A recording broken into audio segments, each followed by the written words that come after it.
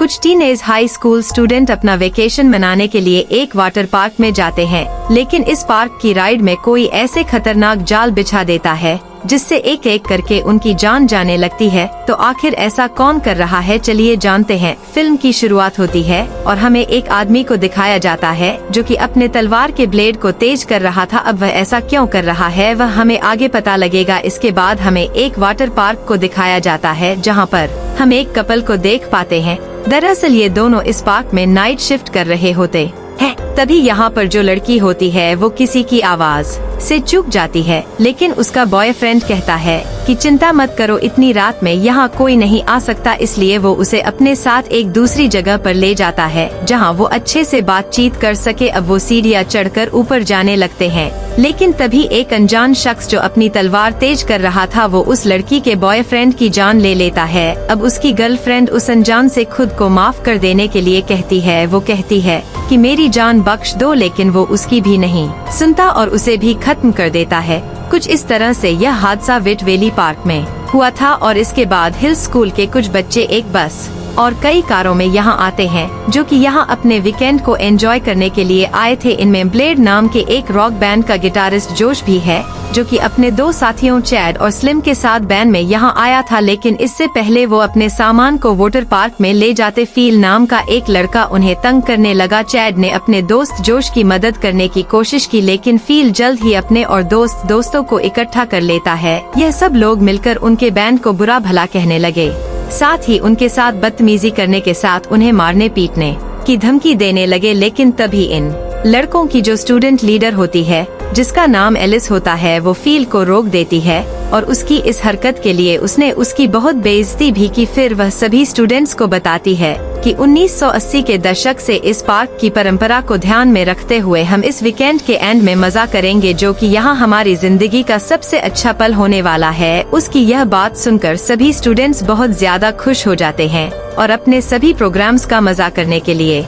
निकल पड़ते हैं। वो अगले कई दिनों तक यहाँ रुककर काफी मजा करते हैं, शराबे पीते हैं। वहीं दूसरी तरफ उस ब्लेड नाम के रॉक बैंड के जो मेंबर थे वो उस पार्क के पास अपना सभी सामान लाकर उसे यहाँ जोड़ने लगे। लेकिन तभी इस पार्क का चौकीदार कॉनरेड यहाँ आता है। उसने उन्हें यहाँ इनका सेटअप लगाने के लिए बिजली के केबल उन्हें उधार दिए और साथ ही बैंड के मेम से कहा कि तुम कोई भी पुराना गाना यहाँ मत बजाना, मुझे उससे नफरत है। जोश बताता है कि हमारा बैंड क्लासिक 80 के दशक का रॉक बजाता है और उन्हें वो काफी पसंद आएंगे। अब कॉनरेड इनसे बात करने लगता है। वो कहता है, वो बताता है कि वो पिछले काफी सालों से यहाँ काम कर रहा है। कन्नड़ बताता है कि जब यह पार्क 80 के दशक में खोला गया था तो इसे उस समय का सबसे फेमस पार्क माना गया था। हालांकि यहाँ हुई कुछ बुरी घटनाओं ने इसे शहर में बदनाम कर दिया, जिसके बाद इस पार्क का यूज करना यहाँ रहने वाले लोगों ने तेजी से कम कर दिया। हालांकि कॉनरेड ने यह भी बताता है कि यहाँ पर जो भी हुआ वो सिर्फ एक्सीडेंट थे, कुछ जानबूझकर नहीं हुआ जैसा कि रिपोर्ट्स का कहना है।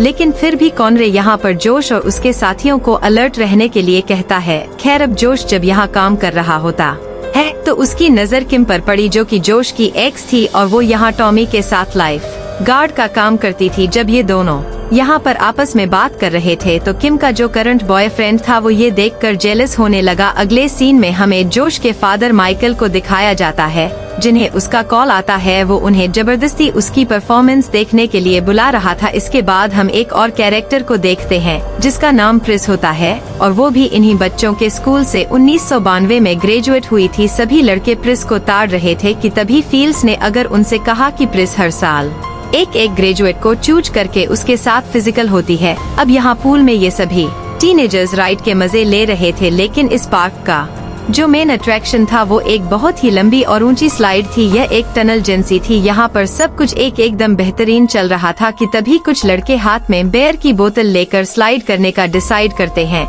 लेकिन इनका यह फैसला जल्द ही गलत साबित होता है क्योंकि स्लाइड के वक्त दो लड़के आपस में टकराकर उससे काफी घायल हो गए। अब इस हादसे की वजह से पूल में चारों तरफ कांच और खून फैल गया, जिसके बाद इस पूल का मालिक पोल यहाँ आता है और इन दोनों लड़कों को पूल से बाहर निकलवा कर उनका इलाज करवाया, जिसके बाद कन्नर्टस करने की जिम्मेदारी दी गई। वहीं दोपहर में किम और टॉमी की मुलाकात फिर से जोश से हुई। जोश इस वक्त अपने फ्रेंड्स चैड और स्लिम के साथ बैठा था। जोश के फ्रेंड टॉमी से कोड एक्सटेंशन के बारे में पूछने लगे और इसीलिए हम उसे अपने साथ लेकर यहाँ से चले गए। जब वो स्पीकर और माइक्रोफोन सेट करने में बिजी होता है तो यहाँ पर जोश को मौका मिलता है टीम के साथ वक्त बिताने का। अब टीम के पीछे जोश और किम एक दूसरे के काफी करीब आ जाते हैं। वहीं दूसरी तरफ जोश के फादर प्रिस के साथ एक डिनर डेट पर आए हुए थे। प्रिस और माइकल यहाँ आपस में बातें करते हैं, लेकिन वो क्या बातें कर रहे थे यह हमें पता नहीं लगता। दरअसल पिछला उस वाटर पार्क का जो मालिक पोल था उसकी वाइफ है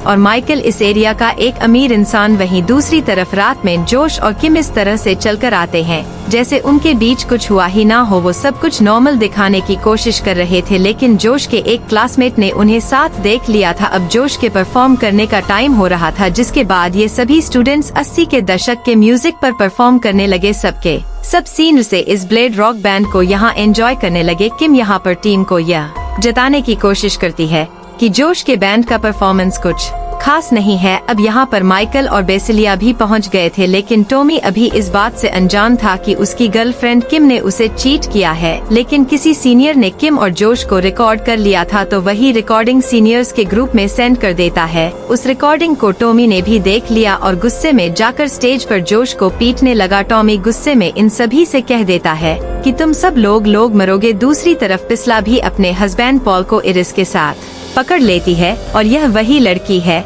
जिसे हमने फिल्म की शुरुआत में देखा था। जोश के फादर जोश से कहते हैं कि अगर बेटा तुम चाहो तो मैं ये वाटर पार्क तुम्हें खरीद कर दे सकता हूँ। उनकी ये सारी बातें एलिस ने सुन ली, इसलिए वो जल्दी से पोल को ढूंढने लगी, क्योंकि वो नहीं चाहती थी कि पोल इस वाटर पार्क को बेचे, क्योंकि अगर पोल को एक बार पैसे मिले तो वो एलिस को छोड़ देगा। पोल से बात करने पर पोल ने उससे कहा कि मैं यह वाटर पार्क कभी नहीं बेचूंगा, क्योंकि इकलौता जरिया है मेरा पैसा कमाने का। और रात के समय में जब यह सभी लोग सो रहे थे, उस वक्त कोई अनजान इंसान उस स्लाइड में ड्रिल करके 2 ब्लेड की शेप में लगा देता है। अगले दिन जब माइकल इस वाटर पार्क को एक्सप्लोर कर रहा होता है तो कोई अजीब शख्स उसे फॉलो करता है। उस इंसान ने माइकल के पैर पर शूट कर दिया। माइकल ने उससे कहा कि तुम्हें जो चाहिए मैं तुम्हें दूंगा, लेकिन मुझे जाने दो। जिसके बाद उसे एक शेड में ले जाया गया जहां पर पहले से ही 2 डेड बॉडी थी और ये दोनों वही लाइफ गार्ड थे जिन्हें मूवी की शुरुआत में मार दिया गया था। दूसरी तरफ पर टॉमी को दिखाया जाता है,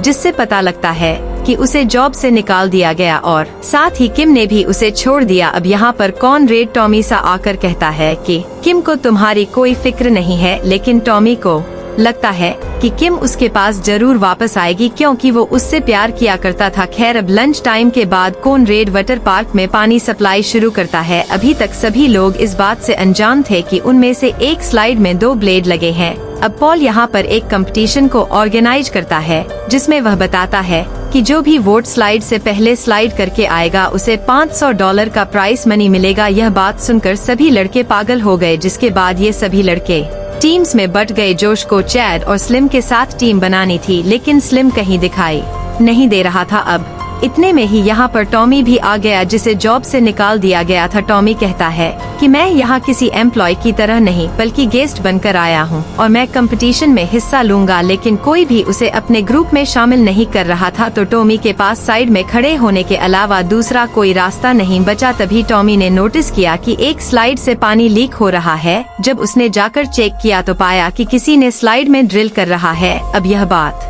वो सबको बताने की कोशिश करता है, लेकिन सभी लोग उसे इग्नोर करते हैं। कंपटीशन शुरू होने वाला था और सभी पार्टिसिपेंट्स लाइन में खड़े थे। टॉमी पूरी तरह से कंफर्म था कि किसी ने स्लाइड के साथ छेड़छाड़ जरूर की है, लेकिन जल्द ही इन सभी लोगों को टॉमी की बात न मानने की सजा मिलने वाली थी। प्रिस पॉल से कोऑर्डिनेट करके कंपटीशन शुरू करती है। टॉमी लगातार पॉल और प्रिस से कह रहा था कि रुक जाओ, खतरा है, लेकिन उसे तो ये सब लोग बेवकूफ समझ रहे थे। कोई उसकी बात नहीं सुनता। अब यहाँ पर 3 लड़कियाँ वही स्लाइड चुनती हैं जिसमें वो ब्लेड थे और स्लाइड में घुस गई। वो मजा लेते हुए स्लाइड में बहती चली जा रही थी, लेकिन तभी उनके सामने वो एक शेप में अरेंज किए हुए ब्लेड्सों का यह हाल हो गया। जो लड़की आगे थी उसकी बॉडी का आगे का हिस्सा तैरता हुआ पानी में आया। उस लाइट से ब्लड और बॉडी पार्ट्स आते देख सभी स्टूडेंट्स बौखला गए। वो चिल्लाने लगे, कॉनरेड लाइफगार्ड की चेयर पर बैठा था, उसे गश आ गई और वो नीचे आकर गिरा जिससे उसका पैर टूट गया। वो जल्दी से प्रिस से कांटेक्ट करके ये कंपटीशन रोकने को कहता है,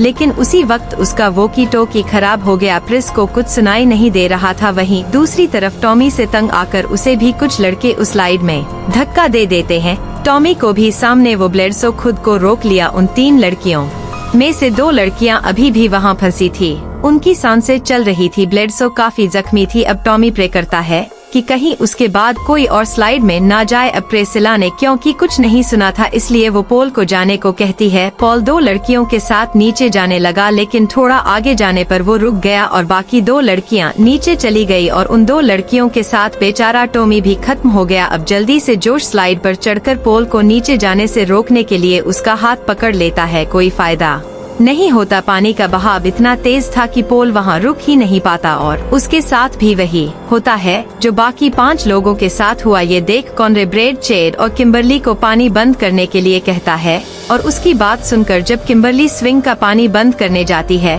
तो उसे यहाँ पर उन दोनों लाइफ गार्ड्स और माइकल की बॉडी भी मिलती है, जिसे देखकर वो बहुत डर जाती है। दूसरी तरफ जोश ऊपर आकर बाकियों को नीचे जाने से रोकता है, लेकिन वो सब फिल के दोस्त थे और जोश की बात को नजरअंदाज करते हुए उनमें से जो फिल था वो ब्लेड वाली स्विंग में चला गया और फिल के बाकी दोस्त जोश को भी उस स्विंग में ढकेल देते हैं। हालांकि ये स्विंग ब्लेड वाली नहीं थी। अब जख्मी होने के बाद भी कॉनरेड आता है और बाकी बच्चों को नीचे जाने से रोकता है, लेकिन वो उसे भी पकड़कर ब्लेड वाली स्विंग में ढकेल देते हैं। जोश सही सलामत पूल से बाहर आता है और देखता है कि पूरा पुल खून से सना हुआ था। इनका एक नॉर्मल सा वीकेंड एक खूनी हादसे में बदल गया। जल्दी ही ये खबर पूरे शहर में फैल जाती है कि वेट वैली वाटर पार्क में एक और हादसा हो गया। इस घटना के कुछ महीनों बाद जोश किम्बरली के साथ एक वकील के ऑफिस में था। वो उसके फादर के बिल पढ़ रहा था। अब जोश के फादर का सारा पैसा जोश का था, जिसमें कि वो पार्क भी शामिल है। माइकल उस पार्क को एक मॉल में बदलना चाहता